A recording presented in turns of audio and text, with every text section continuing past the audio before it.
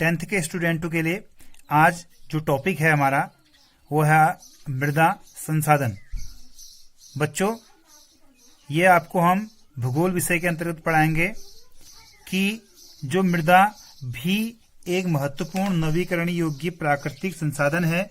यह पौधे के विकास का माध्यम है जो पृथ्वी पर विभिन्न प्रकार के जीवों का पोषण करती है। और कुल मिलाकर जो मृदा है वो एक जीवंत तंत्र है। तो बच्चों, मिट्टी है, जो मिट्टी का जो हम अध्ययन करते हैं वह पेडोलॉजी के अंतर्गत करते हैं, क्योंकि इसके अध्ययन का क्षेत्र जो है वो मृदा विज्ञान के अंतर्गत आता है। और बच्चों, दूसरी बात है कि यह आपका नवीकरणीय योग्य प्राकृतिक संसाधन है, अर्थात समाप्यता के आधार पर दो प्रकार के संसाधन के बारे में आपने पढ़ा, नवीकरणीय और अनवीकरणीय। जो नवीकरणीय जो संसाधन है उसमें मृदा नष्ट नहीं होती है और उसको पुनः हम प्राप्त कर सकते हैं। और सबसे बड़ी बात है बच्चों, यह पौधे के विकास का माध्यम है और पृथ्वी पर विभिन्न जीवों का पोषण करती है। तो बच्चों, जो हमारा खाद्यान्न है, जो हमारे उत्पादन है और जो हमारी सब्जियां हैं, फल इत्यादि, सब हम मृदा के माध्यम से ही प्राप्त करते हैं। ठीक। और जैसे आपने विज्ञान में आपने पढ़ा कि जो मृदा है उसमें 16 आवश्यक पोषक तत्व होने चाहिए, और क्योंकि जो पौधे हैं मृदा के माध्यम से 16 पोषक तत्वों को प्राप्त करते हैं। और लेकिन बच्चों, एक बड़ा विषय यह है कि जो मृदा बनने में काफी समय लगता है। कुछ सेंटीमीटर मोटी गहरी मृदा बनने में आप देख रहे हैं लाखों वर्ष लग जाते हैं। और मृदा बनने की प्रक्रिया में उच्चावच, जनक सेल या संस्तर सेल, जलवायु, वनस्पति और अन्य जैव पदार्थ और समय और मुख्य कारक हैं। और प्रकृति के अनेक तत्व जैसे तापमान परिवर्तन और बहते जल की क्रिया, पवन, हिमानी अपघटन क्रियाएं आदि मृदा बनाने की प्रक्रिया में योगदान देती हैं। और मृदा में होने वाले रासायनिक और जैविक परिवर्तन भी महत्वपूर्ण है। और मृदा जैव, ह्यूमस और अजैव दोनों प्रकार के पदार्थों से बनते हैं। जो जीवांश या ह्यूमस है और जो अजैव है, ये दोनों प्रकार से मृदा का निर्माण होता है। और मृदा बनने की प्रक्रिया को निर्धारित करने वाले तत्वों, उनके रंग, गहराई, संगठन, आयु व रासायनिक और भौतिक गुणों के आधार पर जो भारत की मृदाओं को निम्नलिखित प्रकारों में बांटा जा सकता है। तो बच्चों, जो भारत में जो मृदाओं का प्रकार है और उसके बारे में हम डिटेल से फिर अध्ययन करेंगे।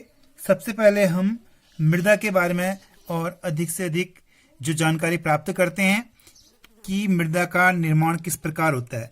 इसके लिए मैंने एक रेखा चित्र बनाया है। ये रेखा चित्र ये है आपका, ये मृदा है। इसको बनने में काफी लंबा समय लगता है। इसमें आप देख रहे हैं ये जो जनक सेल है, इसका रंग, गठन, रासायनिक गुणधर्म, खनिज, मात्रा और पारगम्यता को निर्धारित करती है। ठीक है। अब जैसे जनक सेल का अर्थ ये है कि कोई भी चट्टान जब टूटती है और जब टूटने के बाद छोटे छोटे टुकड़ों में बिखर जाती है और कभी कभी और उसका जो चूर्ण बनता है वो भी मृदा, उससे भी मृदा बनती है। ठीक है। जैसे आपने कभी गौर किया होगा, एक पत्थर है, आप पत्थर को जमीन पर पटकते हैं तो पत्थर टूट जाता है। टूटने के साथ साथ उससे चूर्ण भी निकलता है और जो चूर्ण है वो मृदा, उससे मृदा भी बनती है। एक कारक ये पूरा का पूरा मृदा ऐसी बननी जरूरी नहीं है, क्योंकि मैंने आपको बताया ना कि अजैव और जैव दोनों प्रकार के पदार्थों से मिट्टी बनती है।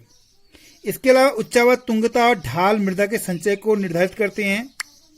और अब लगा लीजिए कि जो जलवायु है और तापमान है, वर्षा है, अपक्षय है, और अभी जो मैंने बताया ना ह्यूमस, ये भी मृदा के निर्माण को प्रभावित करते हैं।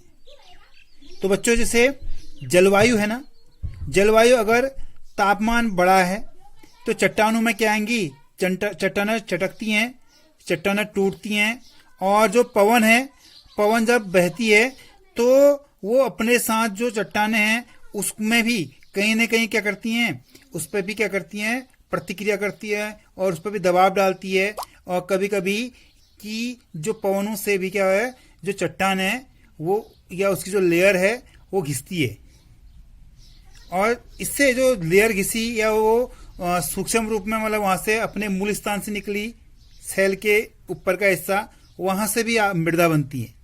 और बच्चों समय और मृदा परिच्छेदिका की मोटाई को निश्चित करते, क्योंकि समय, लेकिन जो मृदा बनती है उसमें लाखों वर्ष लगते हैं बच्चों। समय इसके लिए बड़ा, जो समय है ये बड़ा काउंट करता है, ये समय जो है ये बहुत बड़ा काउंट करता है कि समय के अकॉर्डिंग, जैसे हमने कहा कि कुछ समय में मृदा बन जाएगी, नहीं, इसमें बनने में लाखों वर्ष लगते हैं। जैसे मैंने एक जगह यहाँ पर आपको लिखा है, केवल 1 सेंटीमीटर मृदा बनने में सैकड़ों वर्ष लग जाते हैं बच्चों, सैकड़ों वर्ष। अब जैसे वनस्पति जात, प्राणी जात और सूक्ष्म जीव ह्यूमस निर्माण की दर को प्रभावित करती हैं। ठीक है, जो ह्यूमस कहते हैं वो प्राणी जात और वनस्पति जात से ही बनते हैं।